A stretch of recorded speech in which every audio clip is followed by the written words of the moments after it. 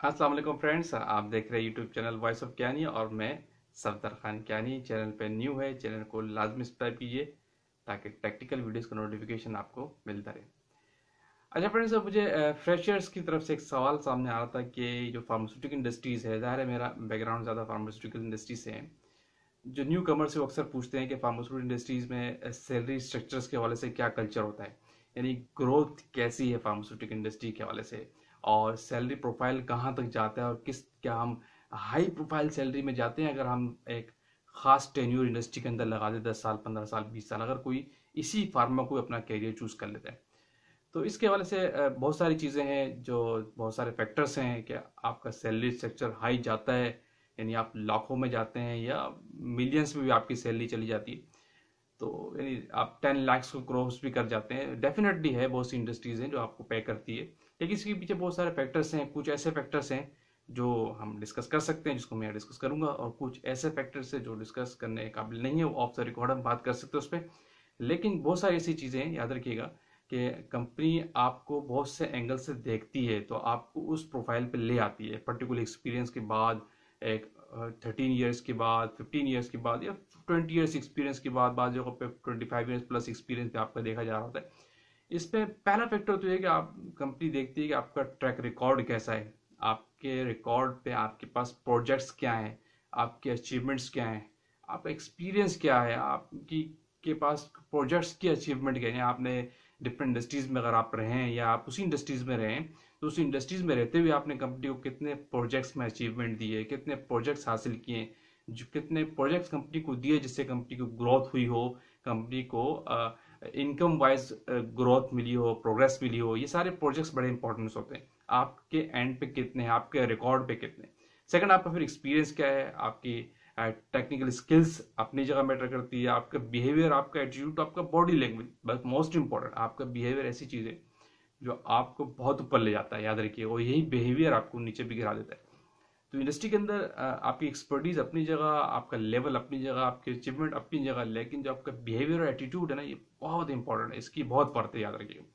ये बड़ा काउंटेबल चीज़ है जो कंसिडर होता है हर जगह से। एक फैक्टर ये है। नंबर दो, आपका आप फिर प्रोजेक्ट्स अपनी जगह, आपका एक्सपीरियंस अपनी जगह, आपका बिहेवियर अपनी जगह। फिर इसके साथ साथ आपके अपनी कंपनी को टाइम कितना दिए। एक बड़ी सेकंड नंबर पे बात करूंगा कि कंपनी ये चीज़ देखती है कि ये जो फाइनेंशियल पोजीशन में हम लेके आएंगे, तो इसने इस कंपनी को टाइम कितना दिया है। बहुत सी इंडस्ट्रीज बड़ा कंसिडर करती हैं कि आपने किसी ऑर्गेनाइजेशन में एक जगह पे हैं या दूसरी जगह पे, किसी एक जगह पे अगर आप पिछले कई सालों से हैं, तो आपने उस कंपनी को टाइम कितना दिया, कंपनी की रिक्वायरमेंट में आप अवेलेबल हैं या नहीं है। यानी जब आप अपने आवर्स में तो काम कर रहे हैं, 8 बजे आ रहे हैं, 5 बजे जा रहे हैं, इसके अलावा आपने एक्स्ट्रा आवर्स कंपनी को क्या दी। ये बड़ी इंपॉर्टेंट चीज़ है, याद रखिएगा।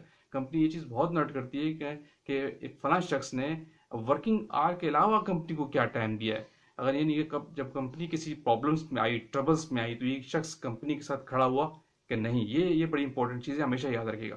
तो ये सारे पॉइंट्स ये आपके बिहेवियर में आते हैं। बहुत से लोग ऐसे ही हैं, मैं अपना एक्सपीरियंस बता रहा हूँ, जो टॉप मैनेजमेंट लेवल पर है, लेकिन उन्होंने कंपनियों को बहुत टाइम दिया, उन्होंने बहुत कंपनी में लेट सीटिंग की, यानी वर्किंग आवर्स के बाद भी वो कंपनी में रहे। तो कंपनी ऐसी चीज़ को बड़ा कंसिडर करती है और आपको बूस्ट देती है बहुत जल्द।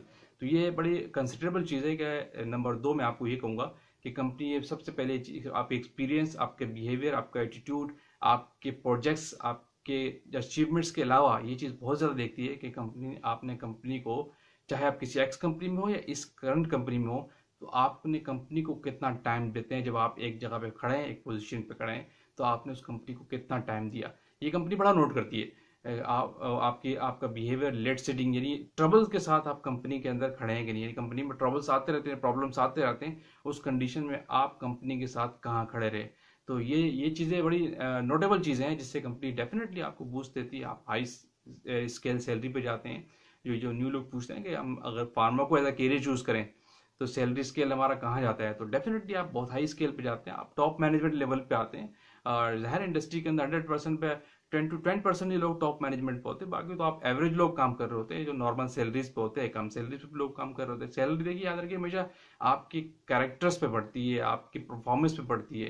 परफॉर्मेंस बड़ी इंपॉर्टेंट चीज़ है, आपकी अचीवमेंट्स, ये सारी चीज़ें परफेक्ट है, एक्यूरेट है, रिक्वायर्ड है कि किसी भी कंपनी में आपको इस चीज़ें देखते हुए कंपनी आपको फ्रंट लाइन लाती है, याद रखिएगा। तो यानी आपकी अचीवमेंट अपनी जगह, लेकिन आपके बिहेवियर और आपने जो कंपनी को टाइम दिया, ये चीज़ साथ साथ कंसिडर होती है। तो डेफिनेटली इसकी बेस पे आपको हाई सैलरी स्केल देती है कंपनी, ऑफर करती है, बहुत सी इंडस्ट्रीज ऐसी है।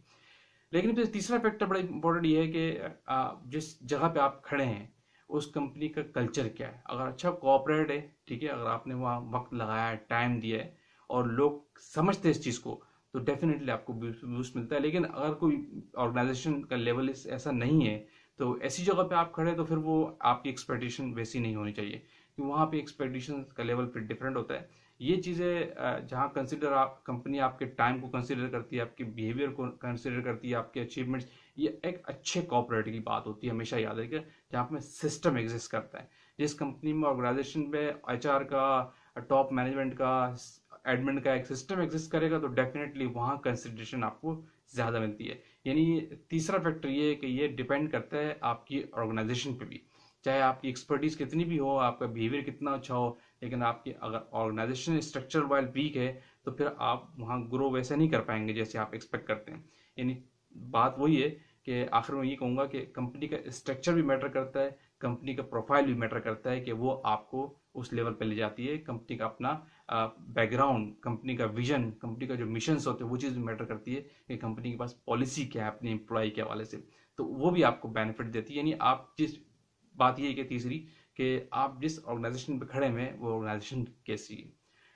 इन सिंपल ये कि डेफिनेटली जो सवाल है कि फार्मास्यूटिकल इंडस्ट्री आपको एक अच्छी सैलरी देती है या नहीं, तो डेफिनेटली आपको देती है, depending on all these features जो मैंने आपको बताया। आपकी बिहेवियर, आपका एटीट्यूड, आपकी परफॉर्मेंस, आपने कंपनी को कितना टाइम दिया, और इन द एंड कि वो कंपनी इटसेल्फ खुद कैसी है। Clear? Thank you for watching. अल्लाह हाफिज़।